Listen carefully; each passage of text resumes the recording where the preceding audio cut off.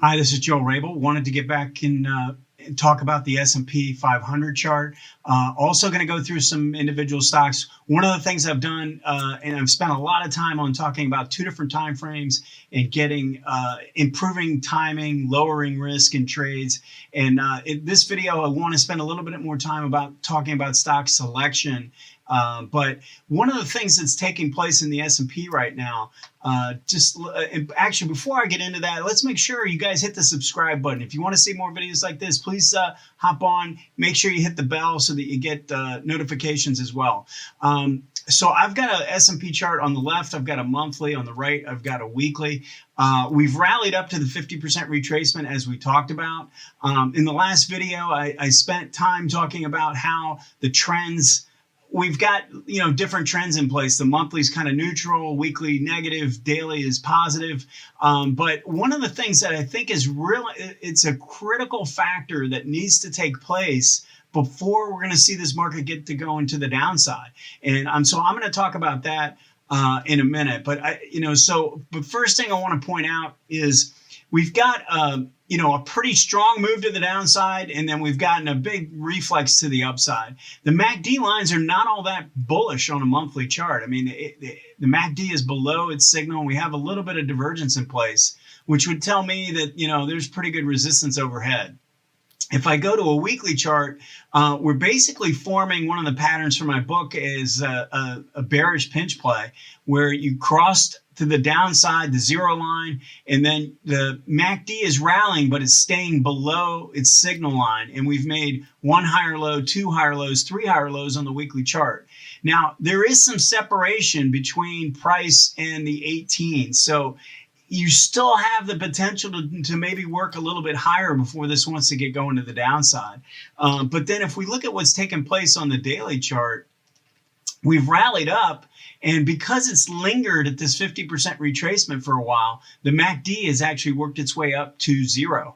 So, I mean, we're in a position now where we should, there should be some resistance. And I'll tell you this, if the market doesn't sell off here, it's telling you something.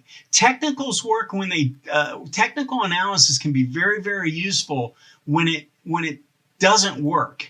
In other words, if we're at an area where a lot of people are looking at it and it should be a lot of sellers showing up and they don't show up, then the market's probably going higher. So we need to keep that in mind right now.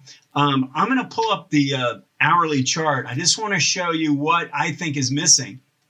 So we had a trend line in place here.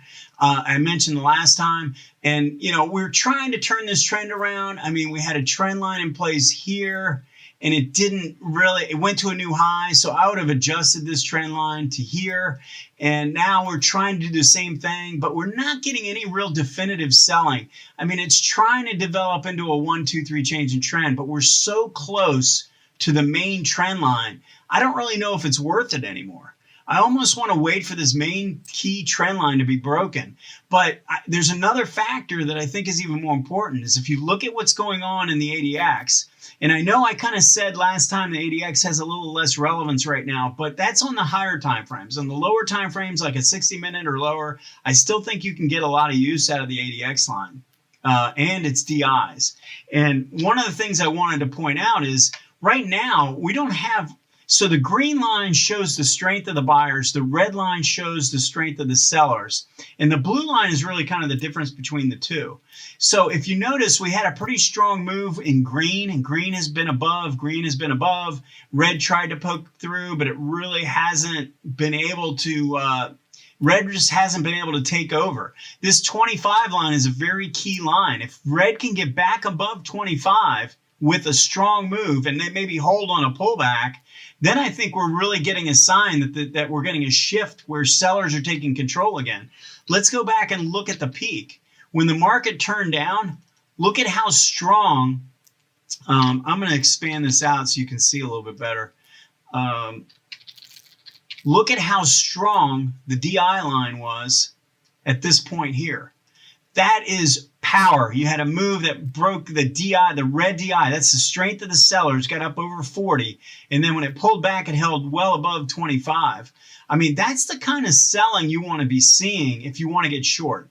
and we just don't have it yet. I mean, it could come at any time. That's why I've answered some subscriber questions and stuff about, where I think about the market. I mean, the fact of the matter is it really could go in either direction, but I think you need to be aware of the fact if sellers don't show up at the 50% retracement here another day or two, you kind of have to assume that we're probably going to go all the way up to the 62% retracement. So just keep that in mind. One of the other things I wanted to mention is look at what the ADX did on the way down. Showed a lot of strength, kept on showing strength here, kept on showing strength here. This is the blue line up at 40, right? Look at what happened when we got down into this zone here.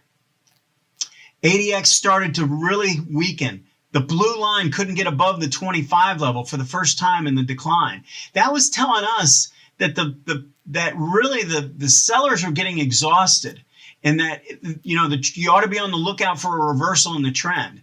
Now, you don't use the DI lines, or you don't draw a trend line on the DIs or the ADX or anything like that. You draw it on price. Price is always the trigger. And where this broke through, this trend line was telling you that there was something important developing. And based on the way the ADX was so weak and the fact that the sellers were exhausted, now we've kicked into the upside, and we kind of need the reverse to take place to reverse things back to the downside. I'm leaving this vertical line up because I want to show you something. I'm going to switch this to a daily chart, and I'm going to switch this to a weekly. I'm going to pull up some stocks. I'm going to show you what happened once this trend line was broken. My partner and I felt like the bias was probably to the upside for now because we got so oversold to the downside, and now buyers started to show up strong enough to get break of the trend line. That was a very key trend line. So let's look at some of these stocks. Chewy is a good example of something that I showed you last time on a pullback, and then it took off again. But look at some of these other stocks. Peloton, basically from $24 up to 30, it hit 38 today. Amazon has made a huge move. Netflix, and notice some of these patterns that developed when this turned. So that was where the market broke the downtrend line, right? This vertical line. And then we got a nice pinch play on Netflix before it took off again. Same thing with NVIDIA. We rallied up a couple days, and then we got a really nice pinch play here as it turned to the upside. So again, this line here is really where the market was starting to give off signs that it was turning. Look at what some of these stocks have done. Now, I'm not suggesting these are buys now. I really don't think they are. They've made too much of a move. But they might be stocks you want to look at if the market makes a decline. One of the things that I think you ought to pay attention to is now that we've rallied up, we probably ought to gather names that have rallied up but are really showing weakness relative to the market. And we want to be playing those stocks to the downside if the market shows real strength. And I think that would mean with the ADX starting to kick into gear to the downside again. So anyway, I just wanted to bring up, you're looking for when the market gets really deeply oversold, look for the stocks that held up really well and have the patterns that we're looking for. And when the market rallies up and it looks like, it might be starting to tire out, start to gather names that are showing signs that are maybe weaker or ones that could be moving to the downside.